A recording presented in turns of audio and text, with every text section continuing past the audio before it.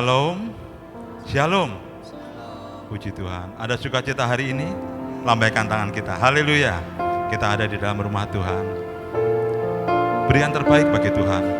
Kita sudah di dalam hadirat-Nya. Kita mau menikmati kehadiran-Nya. Kita mau merasakan kembali betapa Tuhan itu baik. Mari Bapak Ibu Saudara, kita arahkan hati kita, pikiran kita hanya kepada Tuhan. Karena Dia yang layak kita sembah, kita puji. Kita akan masuk dalam pujian penyembahan. Terlebih dahulu kita tundukkan kepala, kita berdoa. Bapa di dalam sorga, kami sembah, kami kenal di dalam nama Yesus Kristus Tuhan.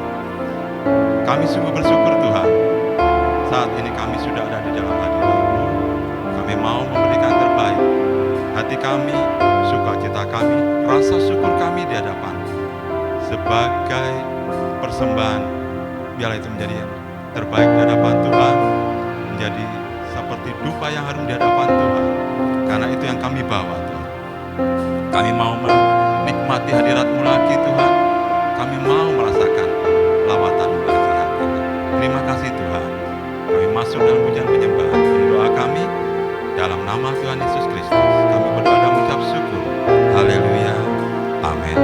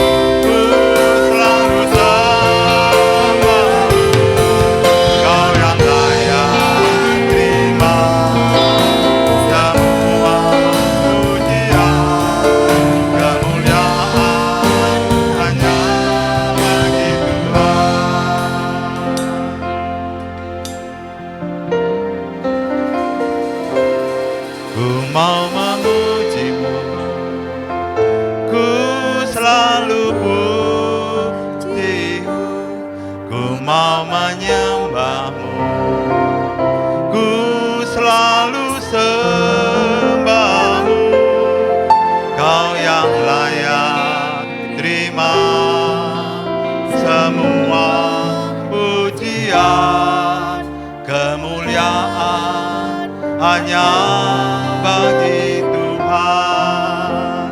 Jemaat saja yang bernyanyi. Ku selalu pujimu, kami mau menyembah-Mu Tuhan. Hanya Engkau yang kami sembah, hanya Engkau yang layak, Yesus Kristus Tuhan. Hanya Engkau saja yang layak terima segala kemuliaan, pujian, dan hormat.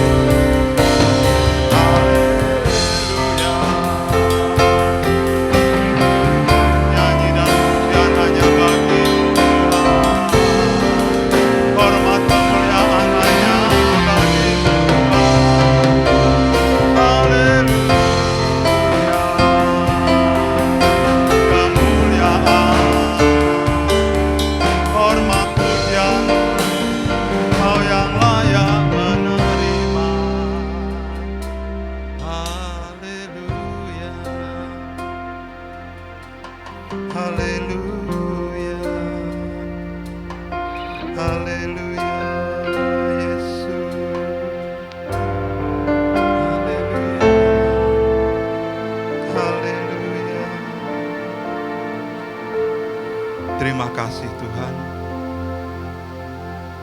Engkau memiliki setiap hati kami Tuhan. Kami sudah ada di dalam bait-Mu. Inilah hati kami, penyembahan kami Tuhan. Engkau melawat kami Tuhan. Mungkin saat ini kami datang dengan beban berat. Mungkin saat ini kami datang dengan satu permasalahan kehidupan. Tetapi kami mau meletakkannya di bawah kaki Tuhan. Kami datang untuk menyembah Tuhan, memuji Tuhan, mengagungkan Engkau saja Tuhan. Karena di dalam hadirat-Mu ada sukacita, ada ketenangan Tuhan. Terima kasih Tuhan Yesus, terima kasih. Kami mau mengucap syukur lewat puji-pujian kami. Kami mau lagi mengucap syukur lewat sorak-sorai kami Tuhan. Lebih dan lebih lagi Tuhan, mengagung-agungkan nama-Mu. Tuhan, sertai dan berkati ibadah kami ini dari awal pertengahan ke akhir. Sehingga apa yang kami kerjakan hari ini menyukakan hati Tuhan. Terima kasih Tuhan, terima kasih. Inilah doa kami dalam nama Tuhan Yesus Kristus. Kita semuanya percaya sama-sama berkata, amin. Beri kemuliaan nama kita, beri nama Tuhan. Yes, haleluya. Kita masuk dalam gerbangnya, haleluya.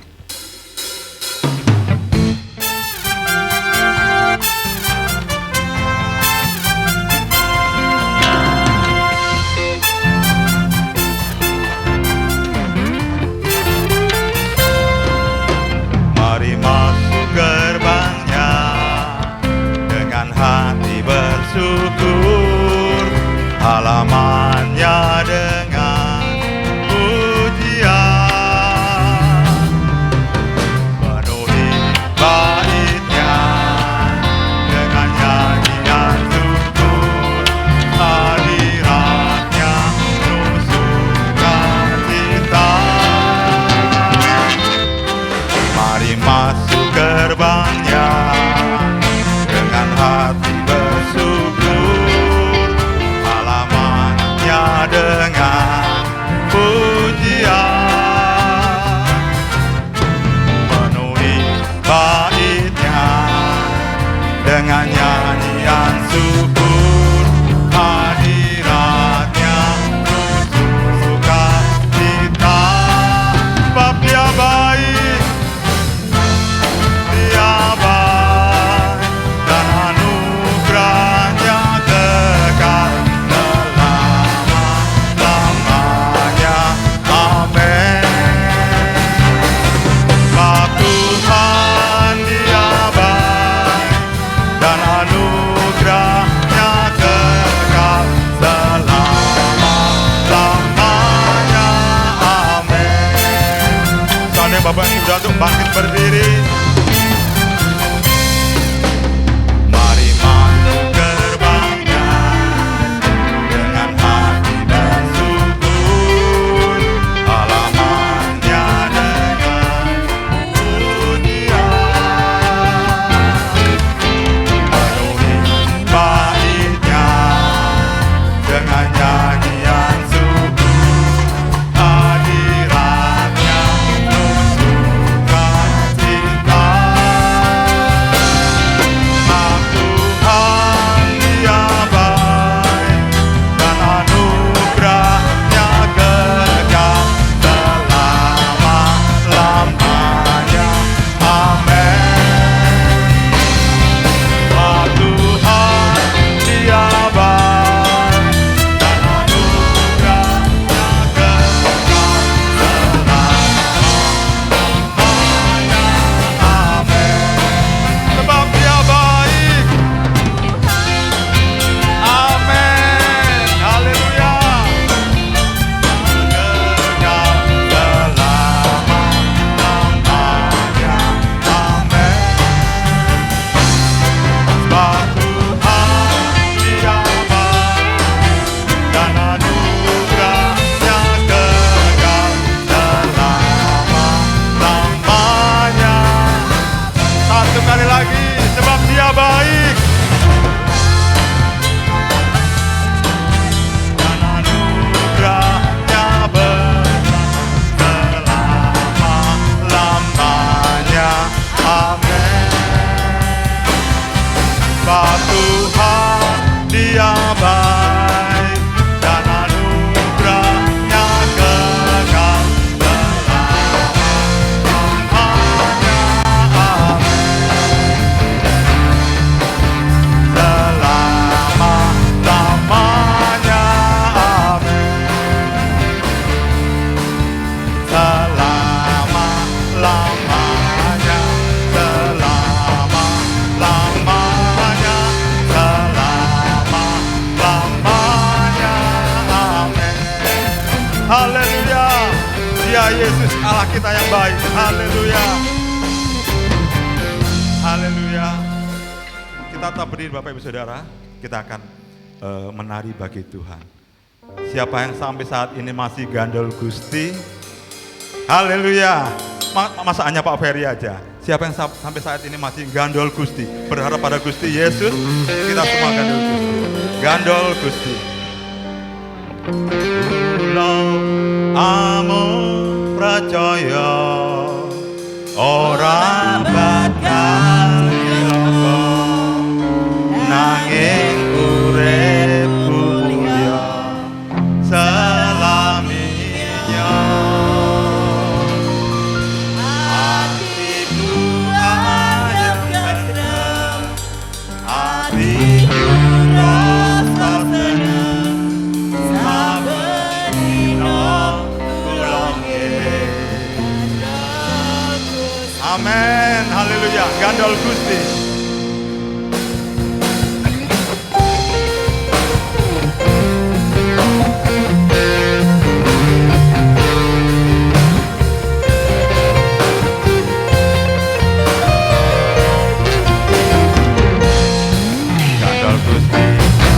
Gandol Gusti, gandol Gusti, saben dina dina wengi gandol Gusti,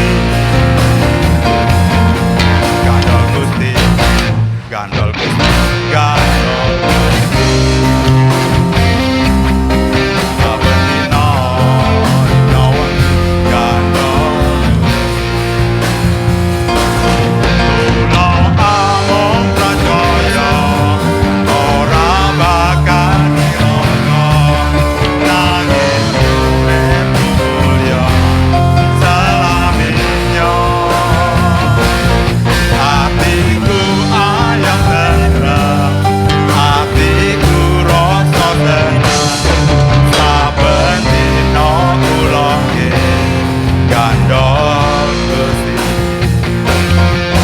Gandol Gusti,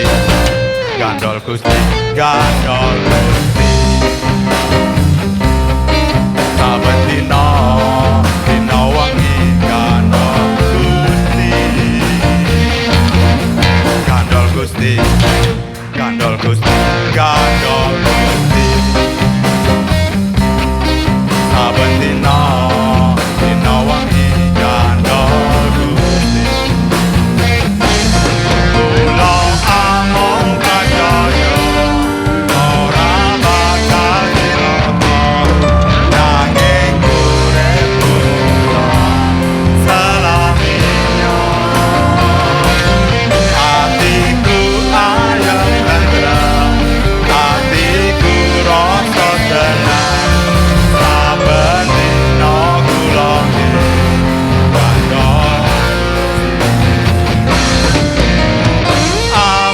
percaya ora bakal cilaka nanging uripku selaminya.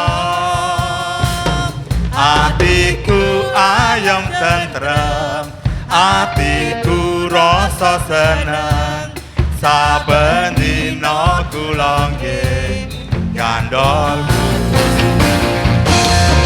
Pulau amung percaya ora bakal cilaka nanging uripku mulya selaminya. Amin. Hatiku ayam tentrem, hatiku rasa seneng, saben dina kulonge gandol Gusti. Saben dina kulonge gandol Gusti, saben dina kulonge gandol Gusti. Haleluya, haleluya. Silakan duduk Bapak Ibu Saudara. Haleluya. Tiba saatnya kita akan menikmati firman Tuhan. Sebelumnya kita akan memberikan korban persembahan yang pertama. Kita tahu Bapak kita adalah Bapak yang setia. Bapak kita adalah Bapak yang selalu mendengar setiap seruan doa kita. Apapun itu, Tuhan pasti mendengar. Dan Tuhan pasti akan memberikan setiap jawaban dari setiap doa yang kita naikkan. Haleluya Yesus. Engkau baik Tuhan. Haleluya.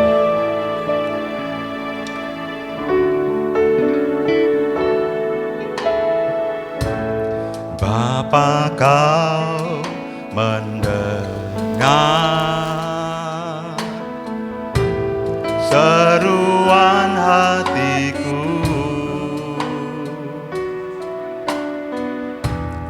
tak pernah kau lepaskan dari kasih-Mu.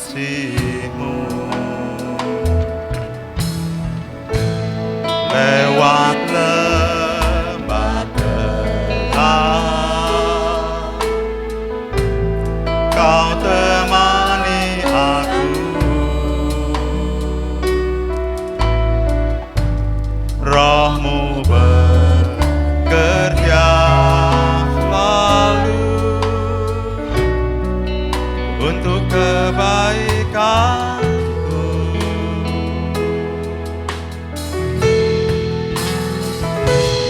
Mengalir kuasa dari tempat maha tinggi. Saudara Bapak Saudara untuk bangkit berdiri. Kau hadir di sini, memulihkan hati, menyembuhkan yang terluka, bukan tenang bersamamu, Bapa. Bapa yang selalu mendengar Tuhan kami. Bapa, kau mendengar seruan hatiku, tak pernah kau lepaskan dari kasih-Mu.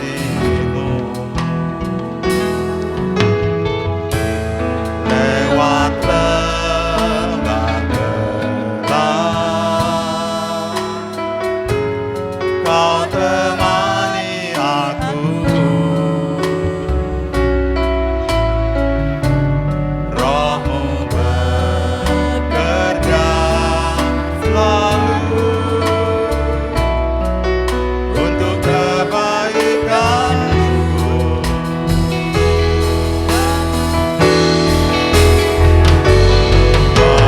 Mengalir kuasa dari tempat maha tinggi, dapat kekal mulia, kau hadir di sini, memulihkan hati, menyembuhkan yang terluka, bukan tenang bersamamu, Bapa.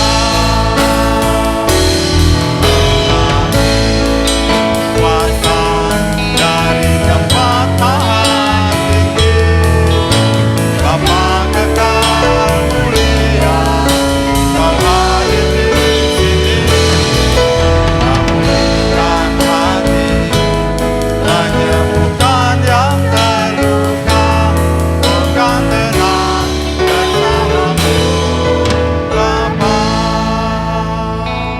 Jemaat saja yang bernyanyi. Mengalir kuasa, kami terima kuasa-Mu saat ini Tuhan, karena Engkau Allah yang setia, Bapa yang mulia, Engkau sudah hadir di tengah-tengah kami. Pulihkan kami, sembuhkan setiap hati yang terluka. Engkau baik Yesus, Engkau baik. Sekali lagi dengan lembut, mengalir, rasakan hadirat Tuhan. Engkau datang, Engkau hadir, Engkau sudah ada Tuhan. Mulia, haleluya, memulihkan hati, menyembuhkan Kan yang terluka, ku kan tenang bersamamu, Bapa.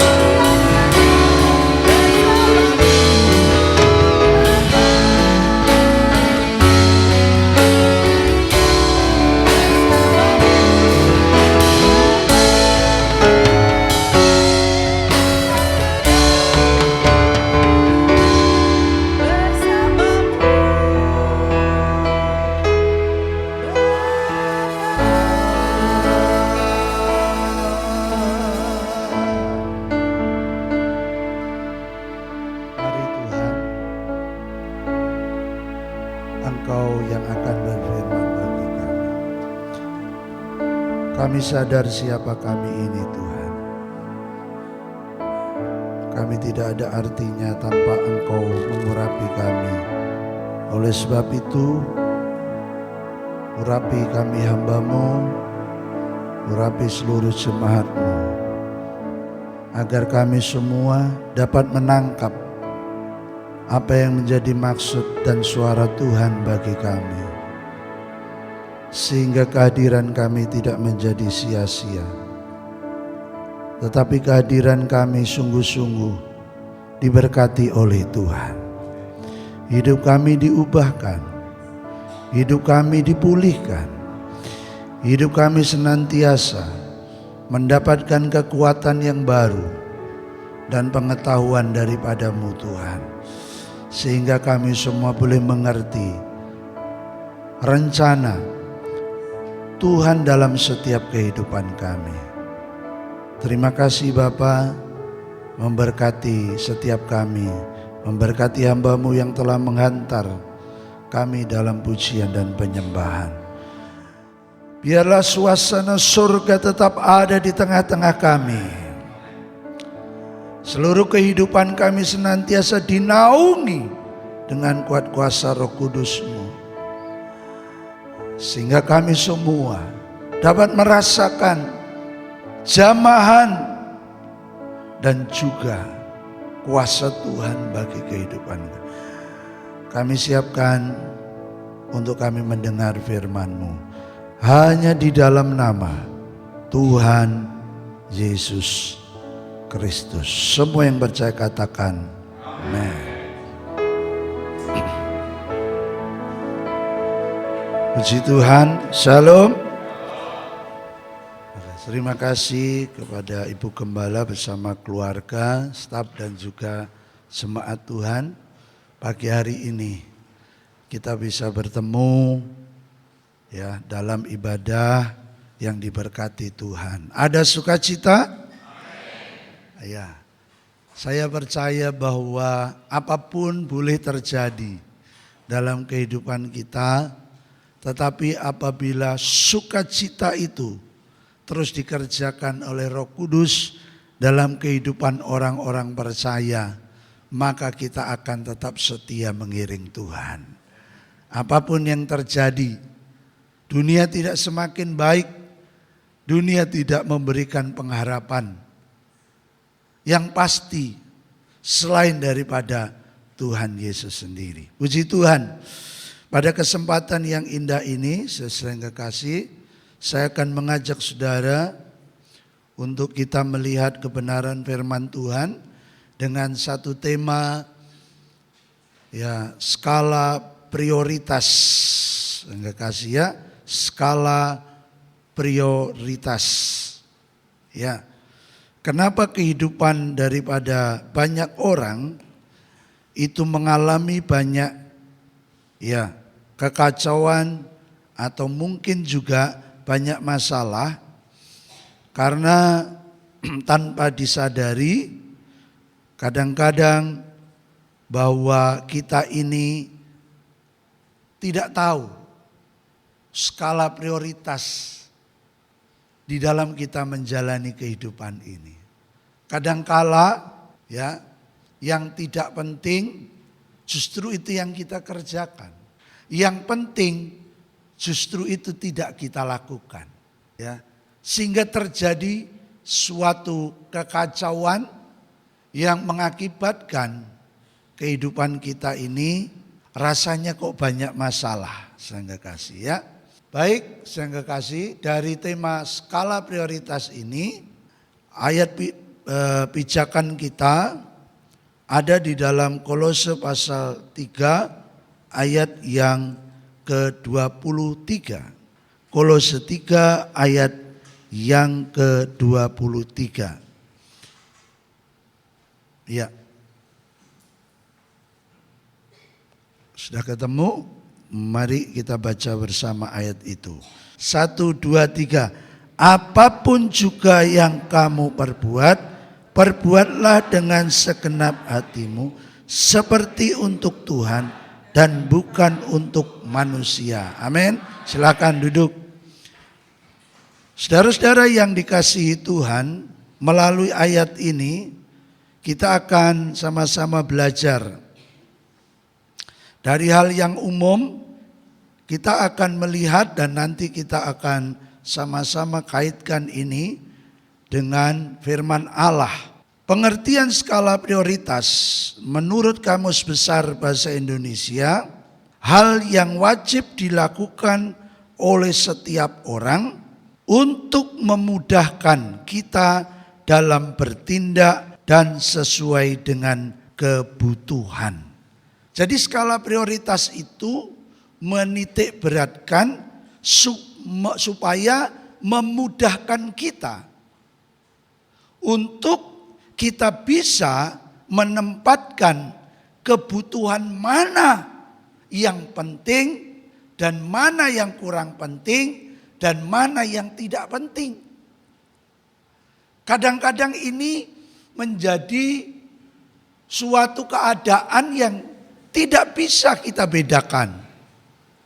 Ya. Yang kedua, kalau saya ambil ya, menurut Oxford Dictionary itu dikatakan sesuatu dianggap atau diperlakukan lebih penting daripada yang lain. Jadi kalau kita sudah tahu mana yang lebih penting, maka seharusnya itulah yang menjadi prioritas kita.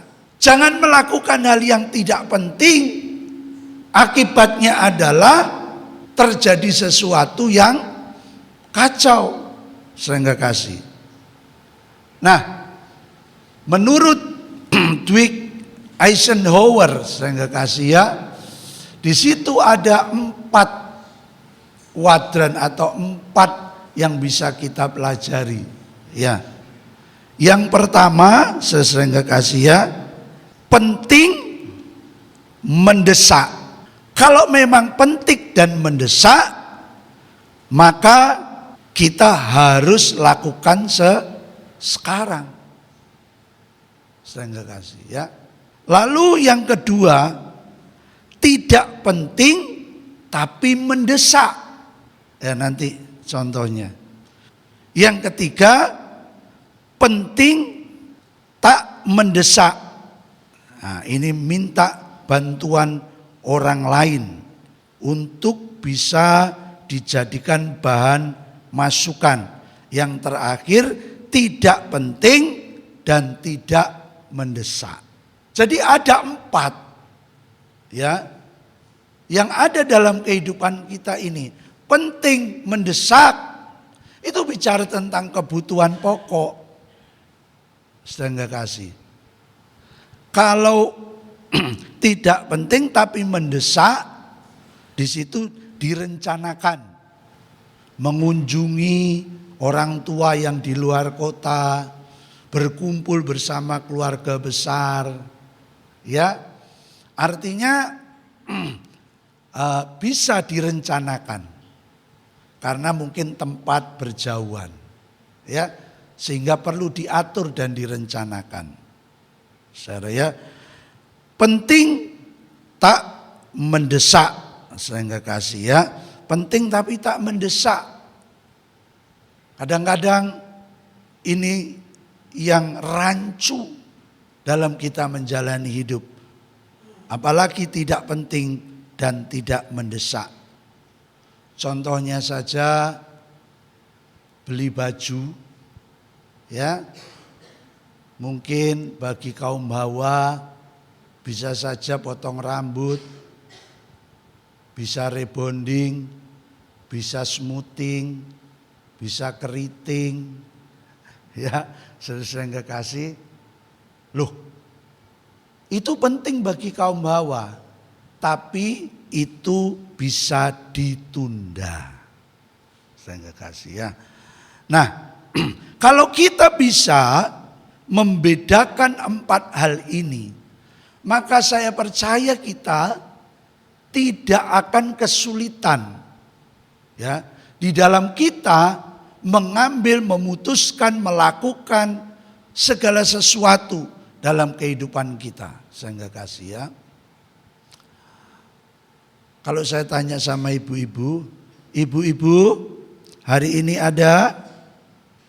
Ibu-ibu, loh kok enggak ada suaranya? Saya bicara sama ibu-ibu, ada? Begitu, ya. Kira-kira kalau ibu-ibu diajak anak-anak, diajak suami ke suatu mall, lalu melihat diskon hanya hari ini 20 sampai 70%. Nah, sering sekali. Kira-kira itu penting dan tidak mendesak atau mendesak? Ibu-ibu, jangan bapak-bapak. Ya, memang kadang-kadang ya ibu-ibu minta uangnya sama bapak, ya. Kira-kira kalau melihat diskon hari ini, cukup hari ini, ya, namanya marketing ya begitu. Hari ini, besok lagi yang ngomongnya ya sama, ya. Ibu-ibu itu kepentingan mendesak, penting atau tidak penting?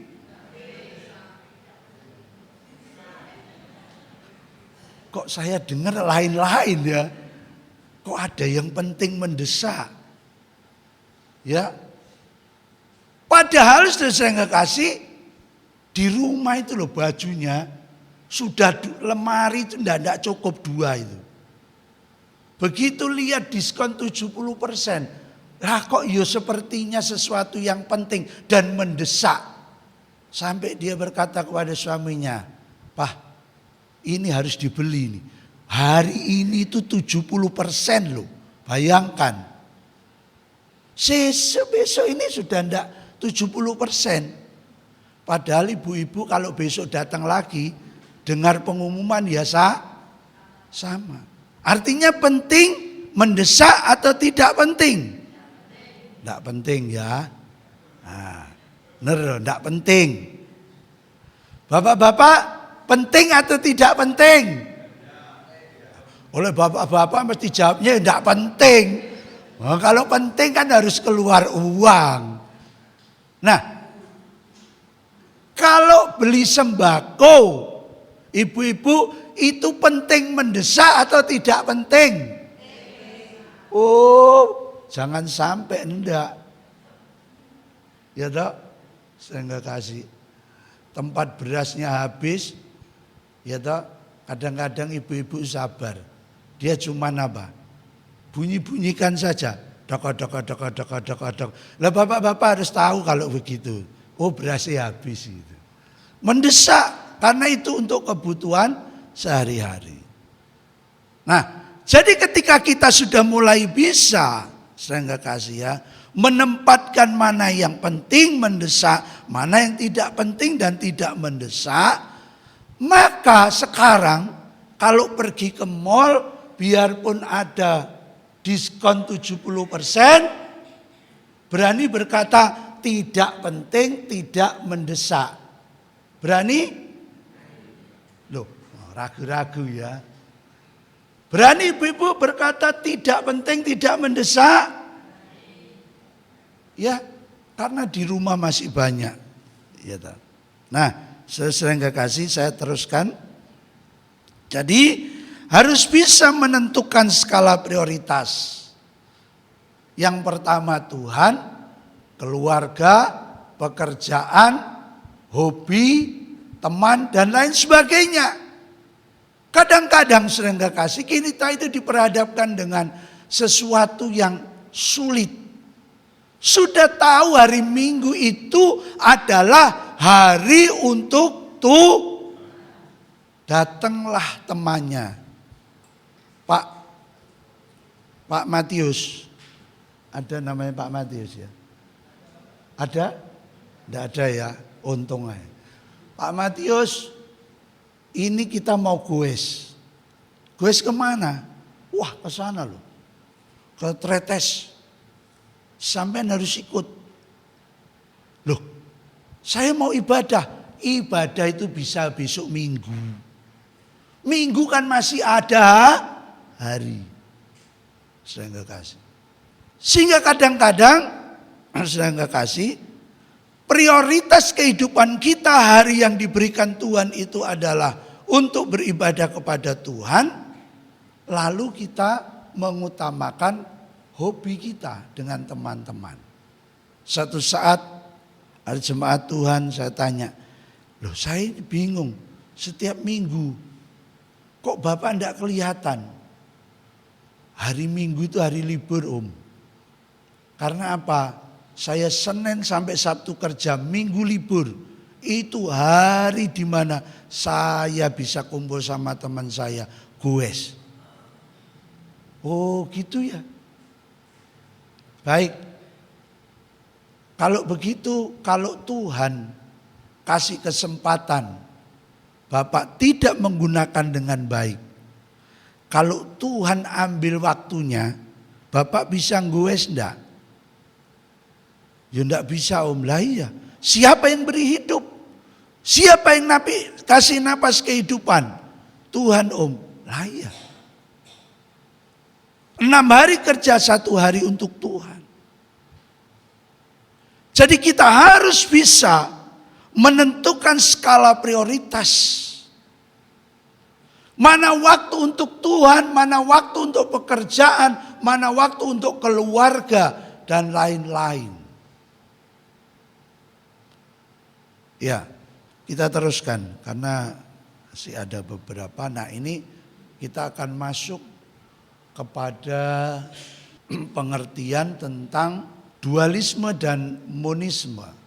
Pengaruh filsafat Yunani yang dimotori oleh Plato, Aristoteles, dan teman-temannya tentang dualisme yang memisahkan antara materi dan non-materi, jasmani dan rohani, menyebabkan kekristenan tidak berdampak dalam keluarga, pekerjaan, dan lingkungan sehingga kekristenan sulit bertumbuh.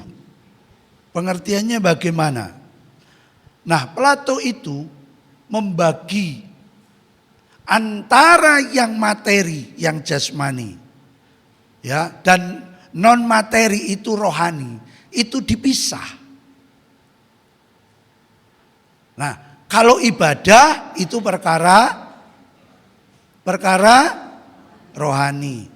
Kalau nyapu perkara, kalau masak perkara, kalau ngepel perkara. Tapi apakah benar begitu? Saya enggak kasih. Ketika ada pemahaman tentang dualisme yang dipengaruhi oleh filsafat daripada Yunani yang memisahkan ini, maka saya enggak kasih, orang itu bisa terjebak kepada satu pemikiran. Kalau di gereja, orang itu seperti malaikat.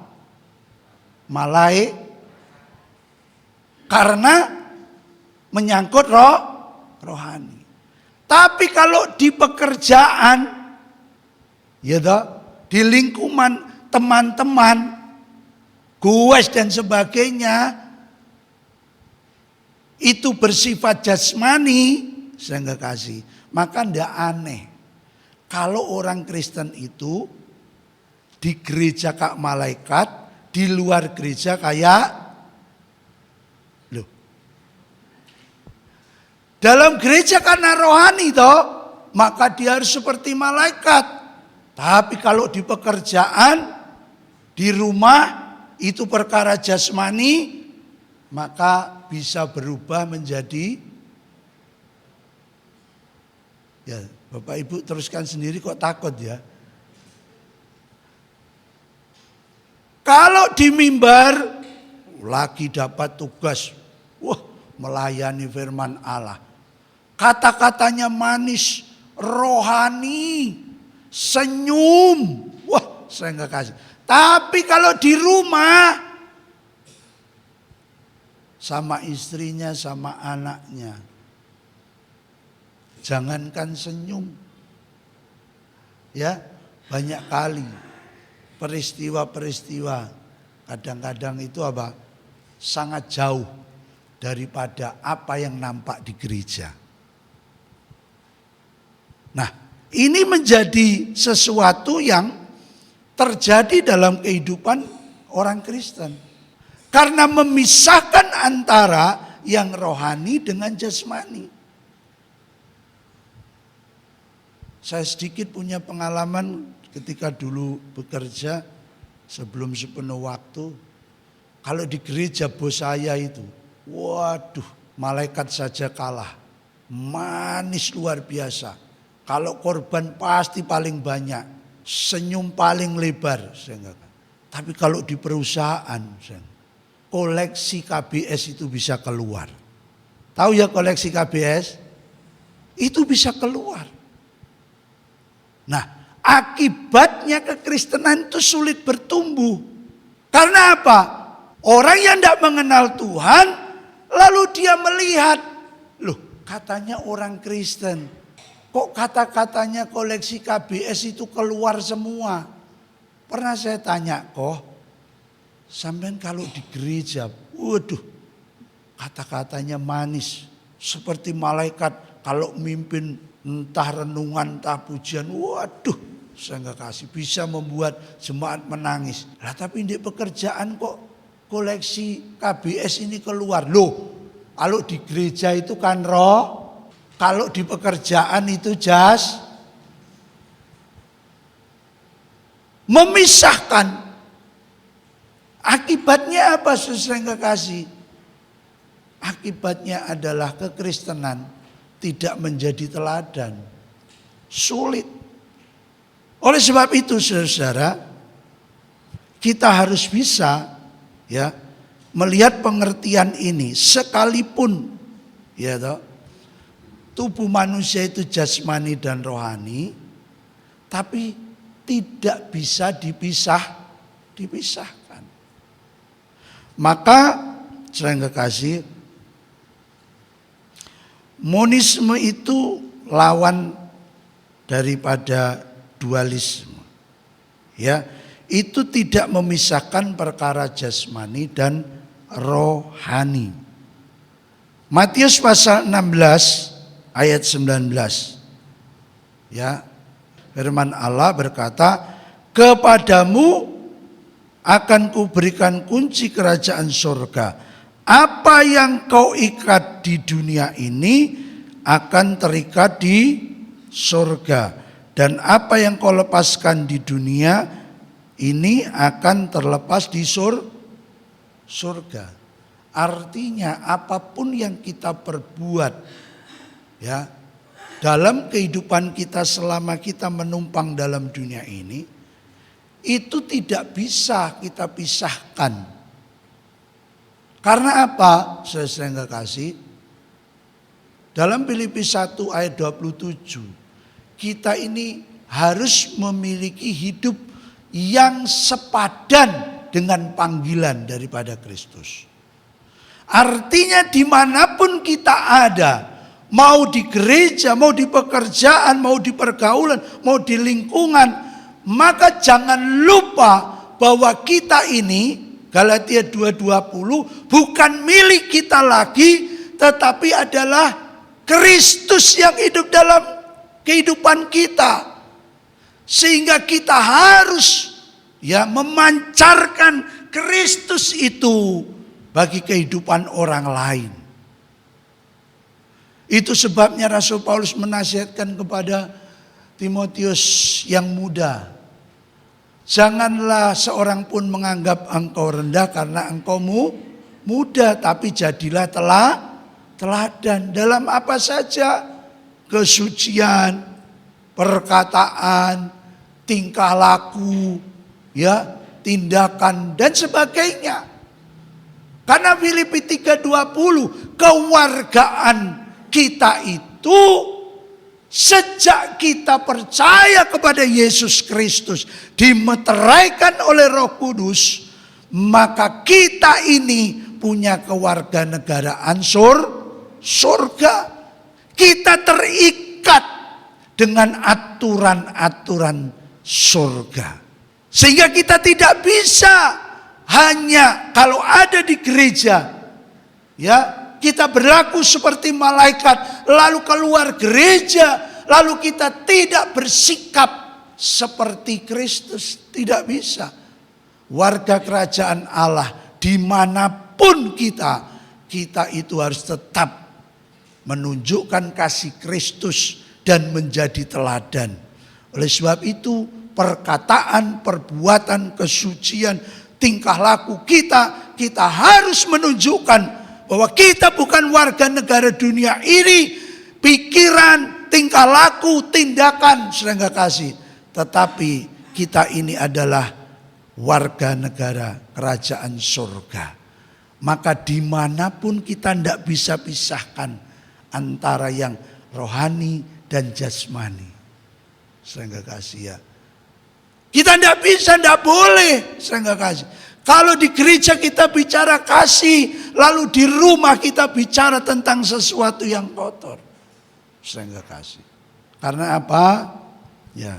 Karena bagaimanapun, saudara, kita ini adalah orang-orang yang memiliki warganegaraan surga. Tentu beda pikirannya, tingkah lakunya, perkataannya. Saya enggak kasih. Harus beda. Nah, kalau kita bisa menunjukkan hal itu, saudara, maka saya percaya orang tua tidak akan sulit ketika dia menasihati anaknya. Karena apa? Orang tua sudah menjadi teladan. Bagaimana orang tua dia berkata, ayo setia ke gereja, ayo setia gereja. Anaknya ngomong, lah papa dhewe ora tau ning gereja kok ngongkon aku. Ndak bisa.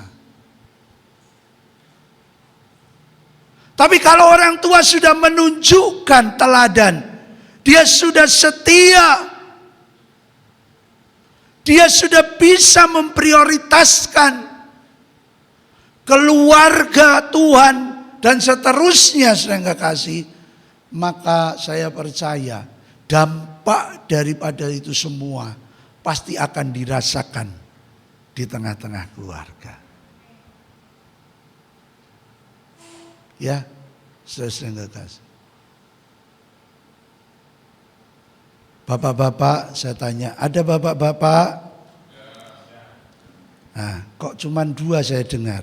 Padahal ada 100 ini. Bapak-bapak punya anak? Anaknya nakal apa nurut? Jujur loh, jujur. Ya tahu. Namanya anak itu kadang-kadang usia tertentu kue tok ndablek ya. Ya toh? Sudah dibilang, ya toh? Kak, kalau pulang jangan malam, pulangnya Pak.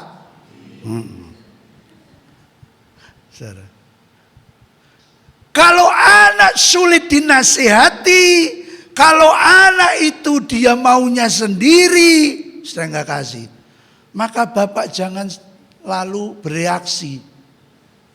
kamu ini sebetulnya anak sopo sih? Loh, kok bisa tanya gitu? Nggak merasa dia punya anak.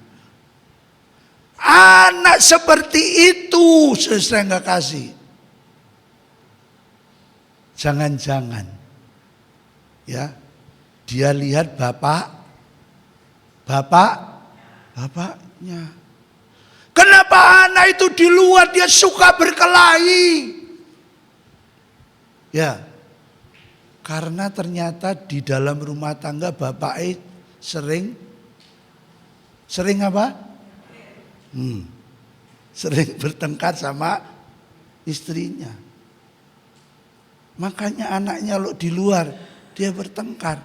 Makanya sebelum kita ini ya menjas anak kita, baiknya juga kita bapak-bapak introspek. Loh iya toh? Jangan selalu menyalahkan. Nanti anak akan berkata, "Pak, aku seperti ini tuh ada yang aku contoh." Siapa yang kamu contoh? Lah yang ada di depanku itu. Siapa? Ya papa sendiri kok enggak merasa. Saudara. Jadi kadangkala seringkali orang tua ya karena merasa ya toh sudah banting tulang ya, sudah mencukupi kebutuhan anak. Lalu anak itu dijadikan robot seperti kemauan papahnya. Saudara. Padahal namanya manusia itu punya hati, punya perasaan, punya pikiran, punya kehendak. Bagaimana mungkin anak merasa bahwa dia menjadi satu sosok yang dianggap penting karena ternyata papanya tidak pernah kasih prioritas waktu. Tidak ada yang namanya quality time bersama keluarga. Isinya sibuk kerja saja. Ya, mamanya begitu. Dari pagi sampai sibuk dengan rumah tangga. Ditanya anaknya, "Mah, iki aku ndak ngerti mah, tolonglah bantu aku." "Weh, aku sendiri ndak ngerti sibuk. Tanya sana sama papamu." "Loh papa ndak pulang-pulang pak." "Ya nanti ai." Saudara-saudara, keluarga juga menjadi prioritas. Ya, makanya bersyukurlah, saya nggak kasih ya. Bersyukurlah. Kalau ada anak pendeta ndak nakal itu bersyukur, saya nggak kasih. Saya percaya di sini ya, ndak ada yang nakal ya, anaknya pendeta. Nurut semua ya. Yang merasa anaknya pendeta loh. Saya ini anak pendeta, mertua saya pendeta, kakak ipar saya pendeta, wes orang enek profesi lain. Ya, sering nggak kasih ya. Karena apa? Karena namanya gembala pendeta itu isinya sing dipikirnya itu pelayanan untuk Tuhan. Pergi pagi, besok ke sana kemari, ulang malam. Ya. Satu saat anak saya pernah, "Pak, kemana? Mau besok hamba Tuhan ini." Pergi lagi. Ya. Terus kapan papa itu ajak kami? Waduh, saya berpikir, oh iya ya. Ya. Akhirnya saya berkata, oke, kalau begitu nanti ya. Hari Minggu besok ya, saya enggak kasih. Saudara-saudara, dalam menempatkan skala prioritas itu sebenarnya kita itu bisa, mana yang lebih penting? Untuk apa pekerjaan sukses, karir sukses, tapi kalau keluarga berantakan? Saya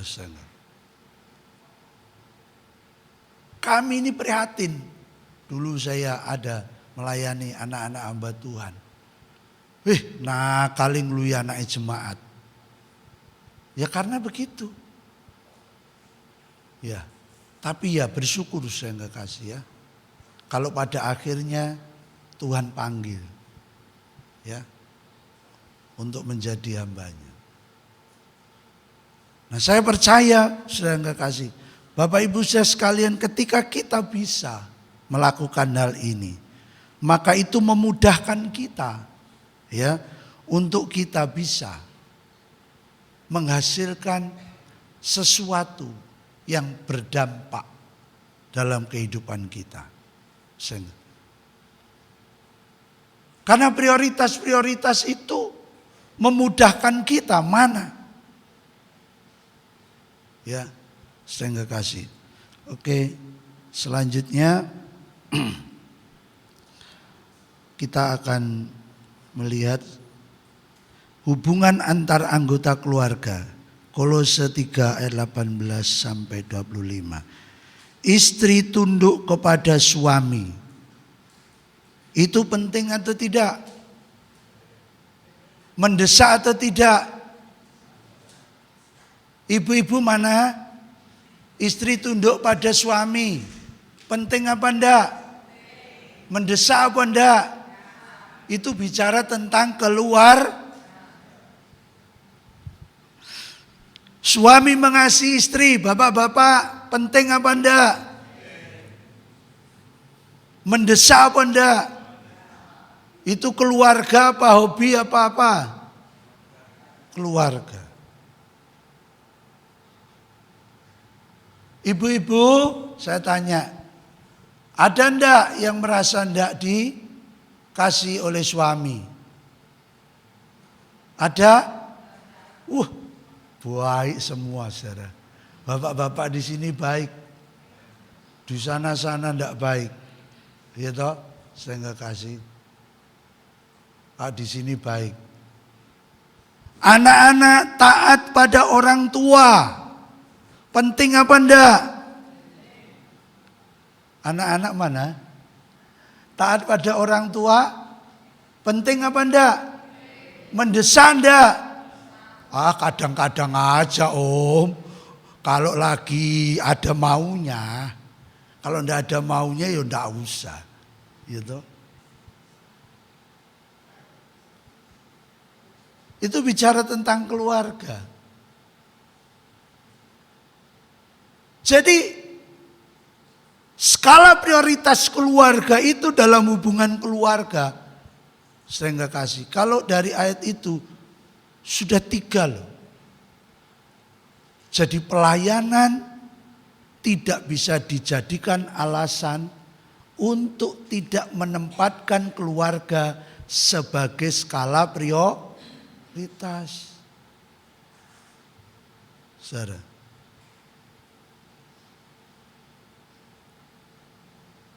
Istri tunduk sama suami. Itu penting, itu mendesak. Sebab apa jadinya kalau istri tidak tunduk sama suami? Bisa bayangkan keluarga itu. Suami tidak mengasihi istri. Bisa dibayangkan bagaimana keluarga itu. Anak tidak taat sama orang tua. Bisa dibayangkan bagaimana. Apakah keluarga itu bahagia? Bahagia atau enggak? Lah bagaimana anak enggak taat sama orang tua? Kok orang tua bahagia? Enggak mungkin. Anak-anak, kalian taat sama orang tua? Kadang Kak? Betul, kadang-kadang apa selalu? Tidak jujur itu. Yang keempat, hamba taat kepada tuannya. Ini yang bekerja. Ya, karyawan harus taat kepada pimpinan. Ya, ini masalah pekerjaan. Jadi 3 keluarga, pekerjaan 1. Skala prioritasnya berarti penting yang mana? Keluarga, pekerjaan. Tadi saya katakan, untuk apa Bapak sukses karir, tapi keluarga berantakan. Namanya manusia itu pengen dua-duanya, pengen semuanya itu tercapai. Tapi kita sadar bahwa itu tidak mudah. Untuk meniti karir, maka waktu kadang-kadang menjadi kendala dan masalah. Nah ini perlu saya kasih. Oleh sebab itu di dalam hubungan dengan keluarga, firman Tuhan mengatakan bahwa kalau kita sudah bisa cara membedakan ya keluarga, Tuhan, pekerjaan, maka akan mempermudah kita untuk mencapai ya dan berdampak di dalam kehidupan iman kita. Saya kasih ya. Lalu selanjutnya alat ukur dalam kita melakukan sesuatu. Alat ukurnya apa? Saya nggak kasih. Satu, apakah berguna? Ini penting. Jadi setiap kita melakukan segala sesuatu, apakah berguna? Kalau tidak berguna jangan dilakukan. Saya nggak kasih. Istri tunduk sama suami itu berguna enggak? Ibu-ibu, suami mengasihi istri, bapak-bapak berguna enggak?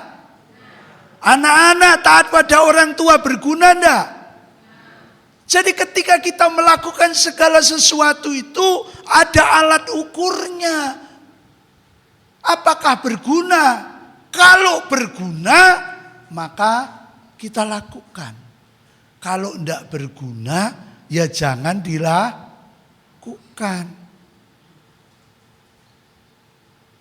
Ya, anak-anak muda jangan menjadi pasangan yang tidak seimbang antara yang gelap dan terang. Kamu punya pacar lain iman, berguna enggak? Berguna enggak? Enggak berguna ya putus saja. Waduh sayang om, ganteng om. Ya, ganteng nanti tua ya sama aja ya. Bapak ini udah ganteng, tapi tua ya sama. Yang kedua dikatakan, apakah mendatangkan kebaikan? Ya, diajak teman. Cobalah ini. Ya, cobalah sedikit saja. Nanti kamu bisa fly. Dan pada akhirnya justru merusak tubuh. Ya. Nah kalau tidak mendatangkan kebaikan ya jangan dilakukan. Yang ketiga, apakah mendatangkan kemuliaan bagi nama Tuhan? Ini yang penting. Kalau tidak mendatangkan kemuliaan bagi nama Tuhan, maka jangan kita lakukan. Berarti tidak penting, tidak mendesak. Tidak usah kita lakukan.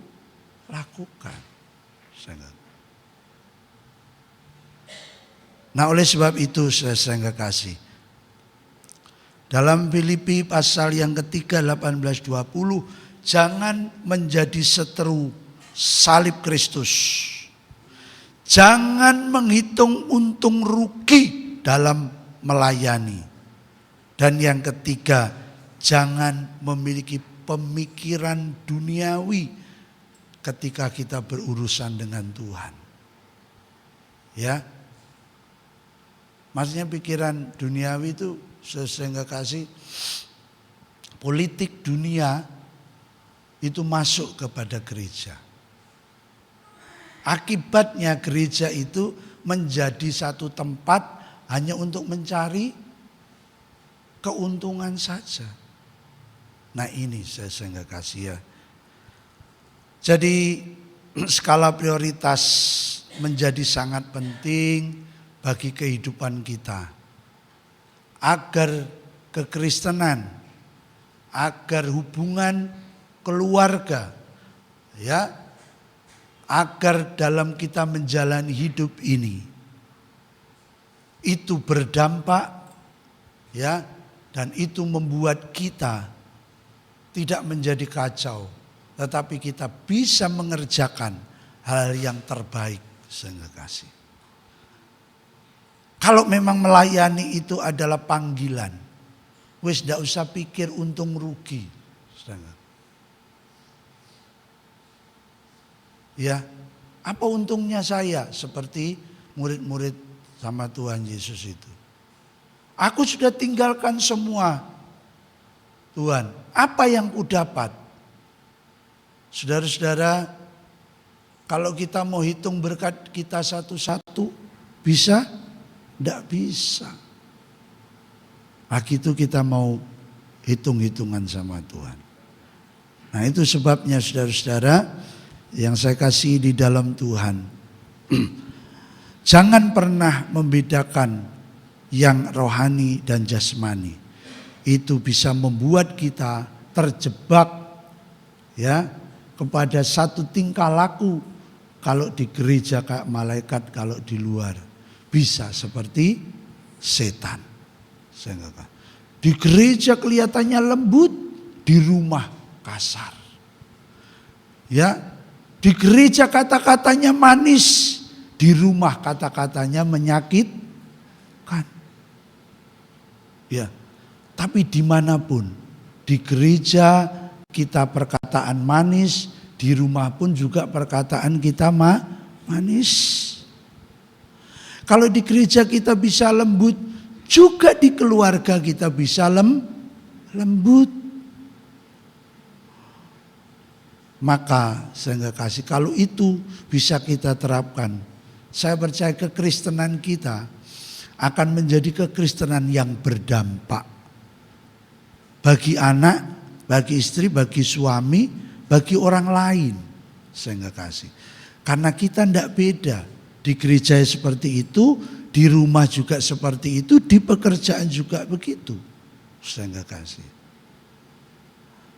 Nah oleh sebab itu, mari kita belajar bersama-sama.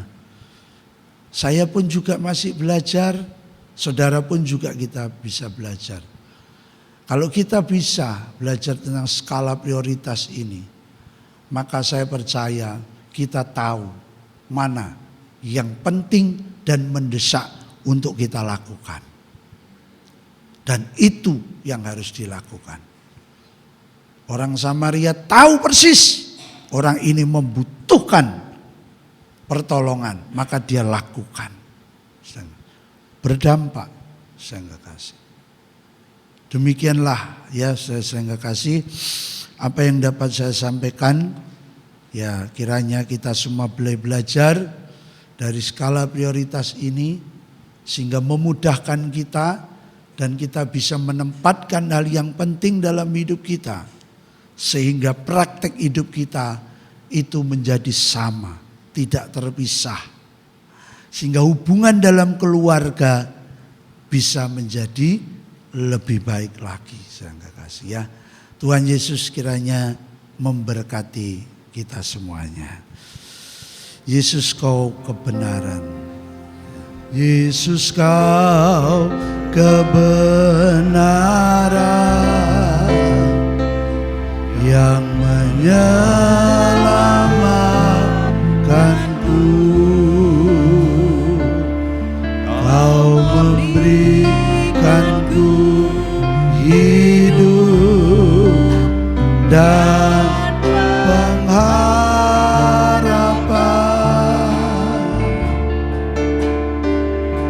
Ku ikut kehendak-Mu, ku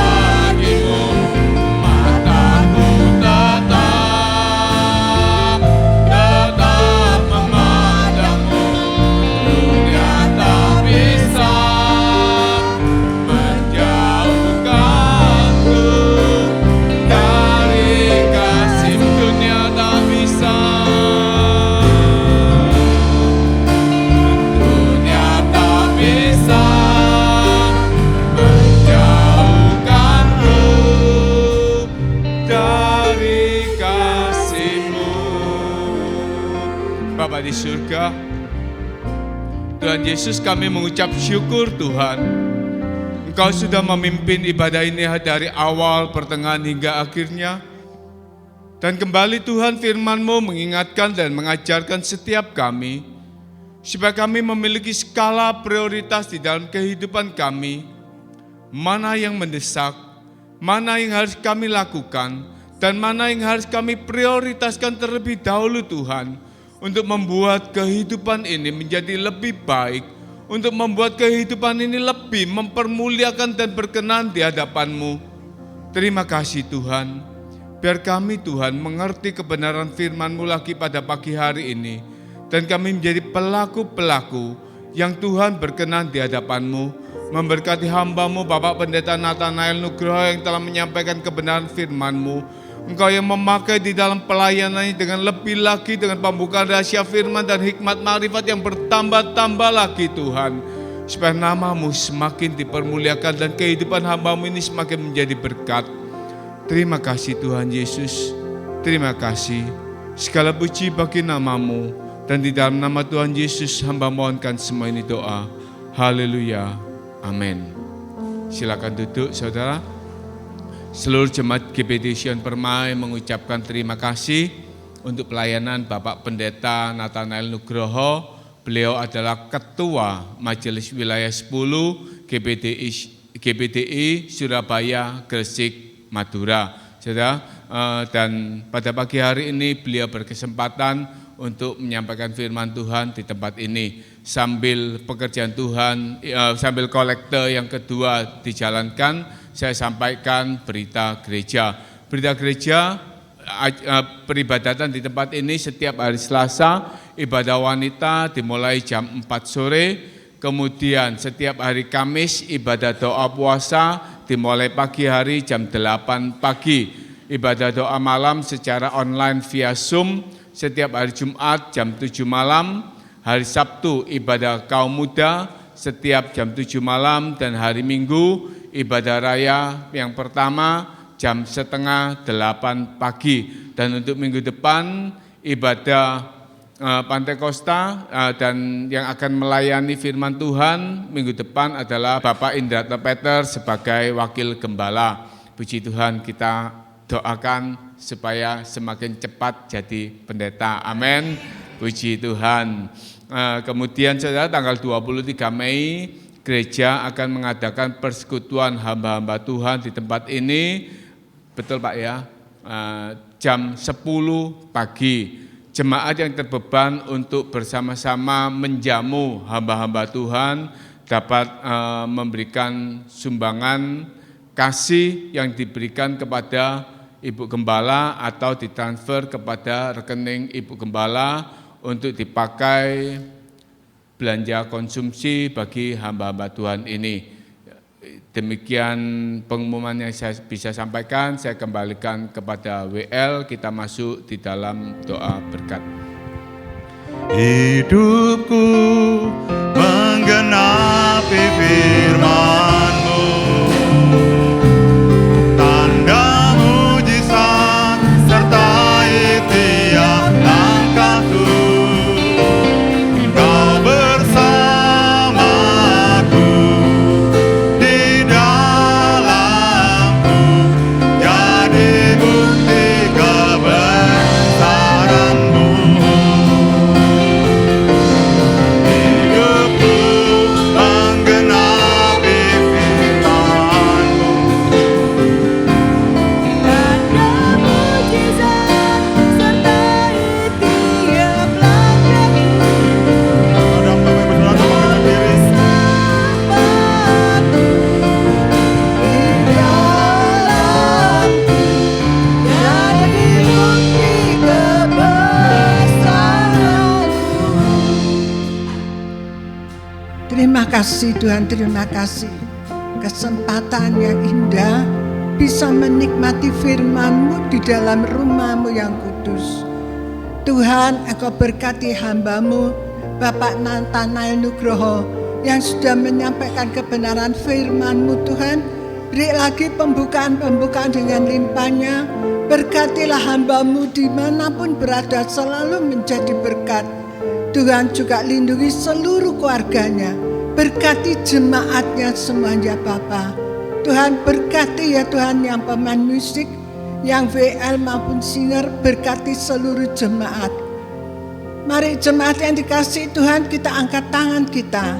Jika engkau baik-baik mendengarkan suara Tuhan Allahmu, maka segala berkat ini akan menjadi bagianmu. Diberkatilah engkau pada waktu masuk rumah Tuhan. Diberkatilah engkau pada waktu keluar dari rumah Tuhan. Diberkatilah keluargamu. Diberkatilah seluruh pekerjaanmu.